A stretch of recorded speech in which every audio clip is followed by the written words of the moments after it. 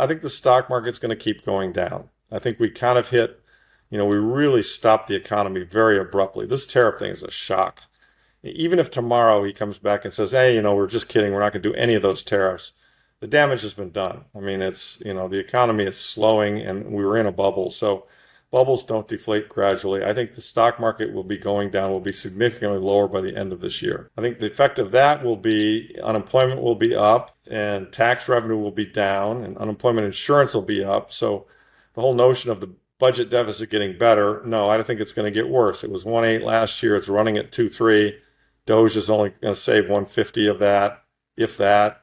I mean, I think we're going to have a budget deficit of, well over 2, maybe 2.5, maybe even 3 trillion. So that's not helping. The stock market's recent stumble may be more than just a minor correction. It could be the opening tremor of a much larger financial quake. After years of booming prices, easy money, and unchecked speculation, reality is finally catching up. Trade wars, erratic policy shifts, and declining consumer confidence have created a climate of uncertainty, leaving both businesses and investors on edge. Even if tariffs were lifted tomorrow, the psychological damage has already been done. And history shows bubbles don't gently deflate, they burst, often with devastating consequences. Market veteran Lawrence Lepard sees warning signs flashing red. He cautions that the recent economic slowdown, made worse by global trade tensions, is already impacting jobs and government budget. Unemployment is on the rise, tax revenues are falling, and federal deficit projections are ballooning, now expected to exceed $3 trillion. What was once hailed as a potential soft landing is beginning to resemble a full-blown nosedive. The Federal Reserve may have tools to delay the inevitable, but it can't prevent it entirely. For investors still hoping for a quick recovery, the message is clear. Hope is not a strategy.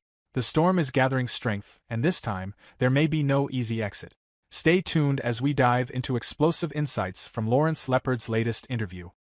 Before we continue with the rest of the video, do check out Daily 5-Minute Crypto Newsletter with all the latest crypto and Bitcoin news. It's a fantastic analysis of on-chain crypto data and breakdowns, and the best part is it's absolutely free. They'll cover expert predictions, breakdowns of on-chain crypto data, and any breaking news you need to know, all in a nutshell. Click the first link in the description and enter your email to join over 50,000 others in becoming a better crypto investor right now. Thanks for joining us again. Enjoy the video. It's kind of a myth that they've set up. The system is rigged against the average person. And, they've done that because they bought into the Keynesian notion that you have to have animal spirits and inflation to keep the economy going. And if you don't have those things, you might fall into a deflationary trap and we're going to repeat the Great Depression. I mean, that's the Great Depression is kind of the Keynesian boogeyman, right? Anytime that prices fall, oh no, we've got deflation, we're going into the Great Depression, which is just absurd on its face, because history shows that there were plenty of periods of deflation in the 19th century and even early in the 20th century, and during those periods, the economy did fine. People did fine, living standards got better.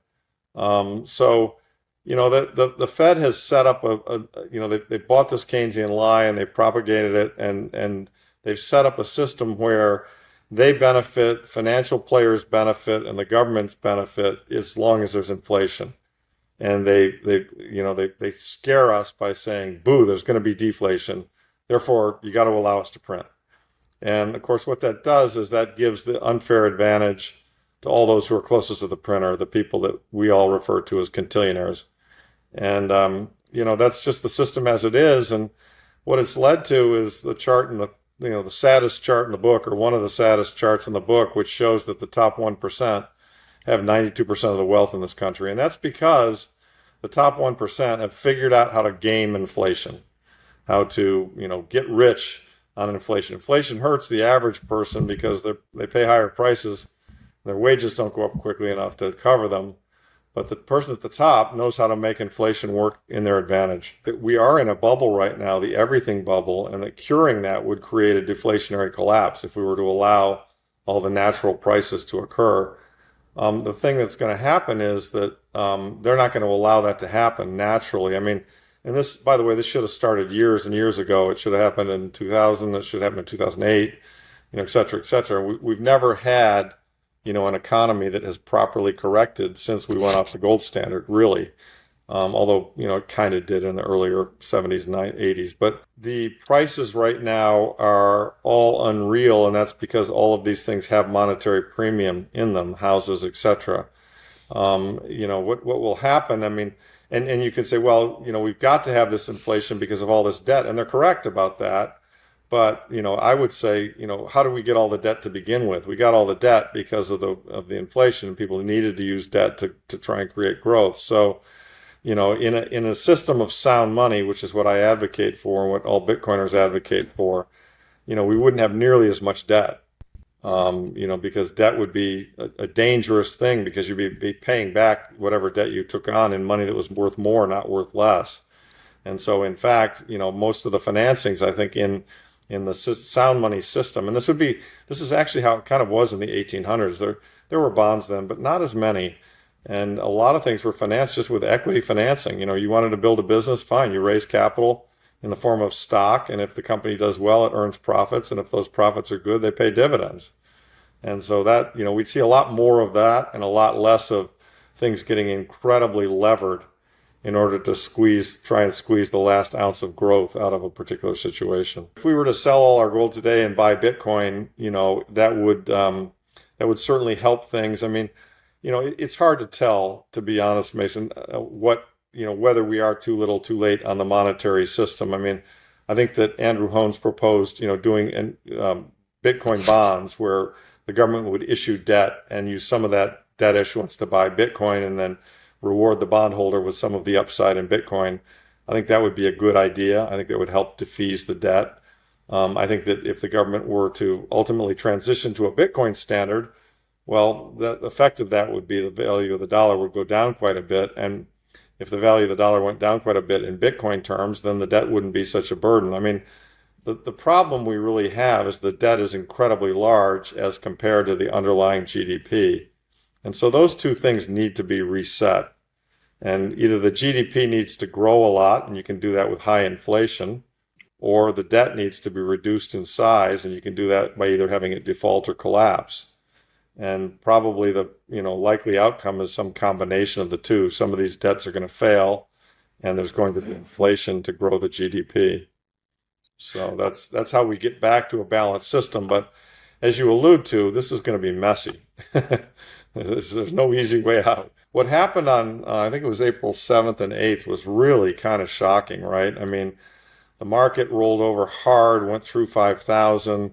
Initially, Bessent got what he wanted. The 10-year yield went down into the 380 range. And so everybody thought, oh, this works. They put on tariffs, hammer the stock market, get a bid in the bond market. It's all good, right? And then a couple days later, the bond market started to slide hard, and we went from 380 to 450 or 60, I think it was, in a very short period of time. And I'm sure alarm bells were going off because you can't have the Treasury bond market malfunction. And I think my guess is what happened is Bessent went to Trump and said, sir, we're losing the bond market. You got to basically delay these tariffs for 90 days.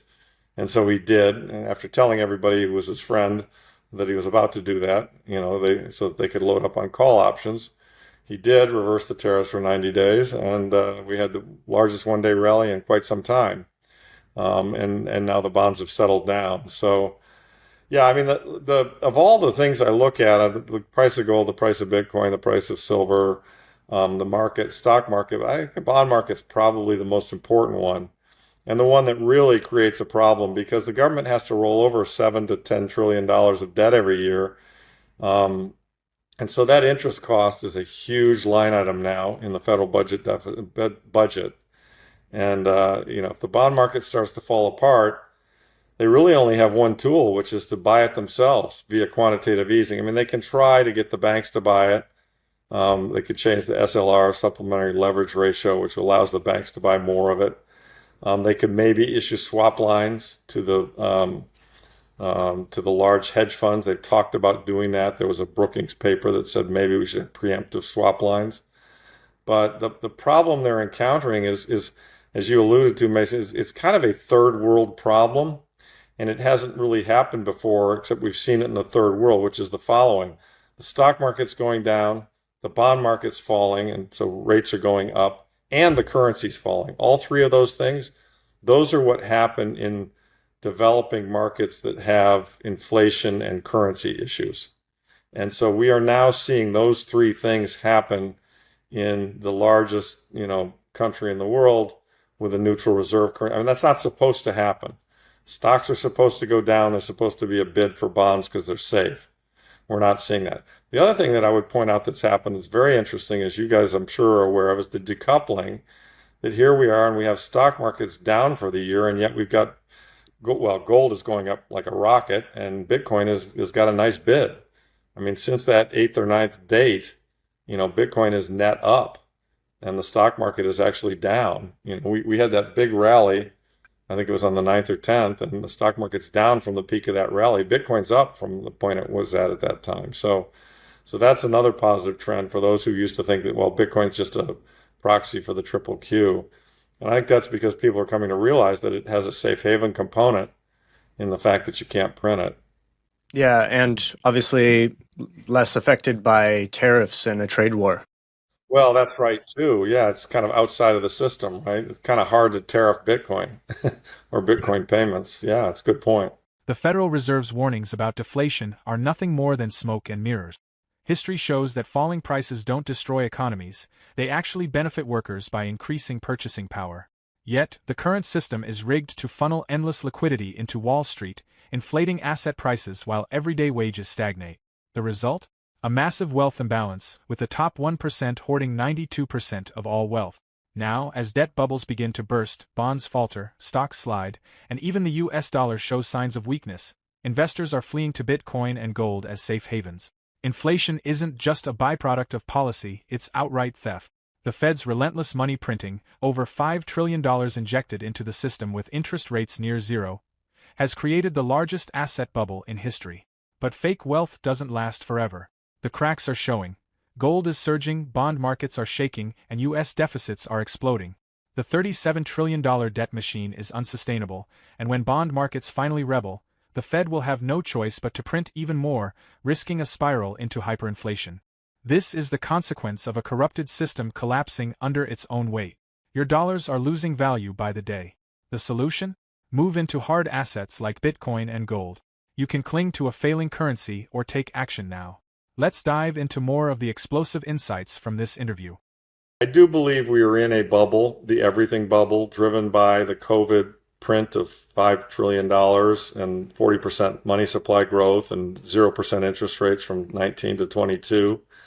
So I think, that created a bubble in absolutely everything, and the bubble has popped.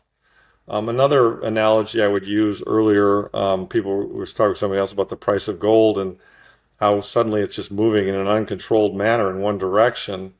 And I said, well, it's kind of like an avalanche. I mean, and the snow kept building up and building up and building up, the imbalance between the value of gold and the amount of money outstanding. But everyone trusted the money, so gold really wasn't moving that quickly. Well, now we finally got the last snowflake and the avalanche broke loose, and it's got to go to its natural conclusion. So I think there's some of that. I think the can is a very good one as a metaphor for what the government is trying to do, and the can is getting larger and harder to kick because of the math of the situation. The deficits are larger. Interest cost is now running at 1.3 trillion. It's bigger than defense.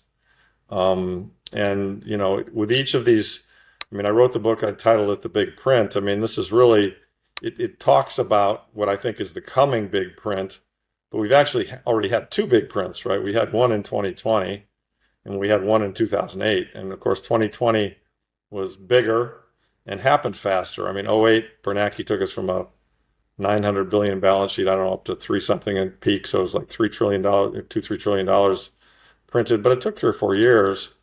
In 2020 with COVID, they printed like 5 trillion in 18 months. So a lot more and a lot faster. And frankly, I think when the next break comes, and I think it's coming because we can see, the stresses in the markets, they're going to have to print more than 5. And so this is why I'm firmly in the camp of inflation is now, it's now a feature, of the system, and it's going to get worse. I think that when the bond market becomes aware of that, the bond market's going to say, oh my God, this isn't getting better, it's getting worse. I don't want to hold these 10, 20, 30-year obligations to the U.S. government. They're just losing money. They're losing value because I know what they're going to have to do. So I'm going to sell my bonds. Well, selling those bonds will make interest rates go higher. Interest rates go higher will make the budget deficit bigger, and that's the doom loop, right? And it's reflexive. So bigger deficit, more bond sales, bigger deficit. So it just goes around in a circle. So at that point in time, what I think the Fed will do is what they did when they had similar debt to GDP after World War II, at 130% then, 120 something now. The Fed will say, we are going to step in and buy the bond market. As Lawrence Leppard sounds the alarm on an impending financial crisis, marked by bursting bubbles, runaway debt, and a weakening stock market, Bitcoin emerges as a potential lifeline. He warns that the current system is on the brink of collapse, driven by unsustainable monetary policies and systemic imbalances. In this climate of uncertainty, Peter Chung of Presto Research forecasts a Bitcoin surge to $210,000 by 2025, propelled by institutional adoption and expanding global liquidity. Bitcoin is evolving beyond a volatile asset, it's increasingly being viewed as digital gold, a safe haven amid financial instability. Supporting this shift in sentiment, Cointelegraph recently reported that over $500 million in Bitcoin was withdrawn from Coinbase, a strong indicator of bullish sentiment and institutional accumulation. These moves suggest that major players are preparing for a shift away from traditional financial asset. Meanwhile, Trader Merlin has spotlighted Bitcoin's recent golden cross, a historically powerful technical signal. In past cycles, this pattern preceded gains of 139% in 2016 and an astonishing 2,200% in 2017. If history repeats, Bitcoin could be primed for a major breakout. The narrative is clear. As traditional markets falter, Bitcoin is no longer just surviving, it's thriving. What was once dismissed as speculative is now increasingly seen as a financial refuge. Both Leppard and Chung suggest we may be witnessing the early stages of a larger transformation. So the question remains, are we headed for a market crash, or can the Fed continue to delay the fallout? Let us know your thoughts in the comments. For more Daily Dose Crypto News, check out these two awesome videos on your screen. Click now and we will see you on the next video.